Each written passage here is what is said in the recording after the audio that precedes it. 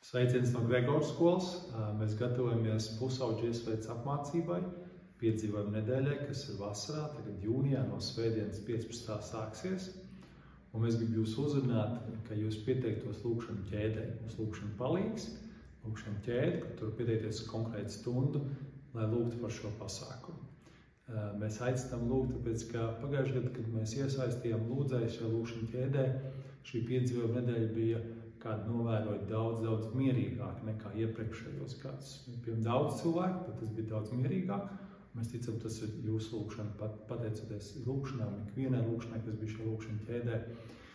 Mēs arī gribam aicināt jūs lūgt, lai būtu labi laikapstākļi.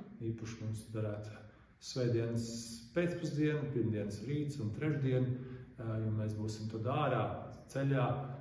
Trešdien mums ir laikbrauciens paredzēts, kur šobrīd sola iet, bet mēs priecātos, ja nebūtu lietas.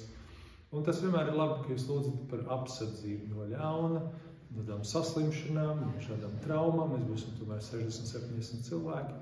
Tas ir diezgan liels bariņš, un mums ļoti noderētu jūsu lūkšanas, tā kā priecājamies, piesakies lūkšanu ķēdē uz kādu stundu un lūdzu par pusauģiem. Paņemiet, tur būs arī lūkšana palīgs rakstvietām, būs arī komandas un dalībnieku saraksti, un lūdziet par katru. Mēs par to ļoti priecāsimies un novērtēsim. Tā!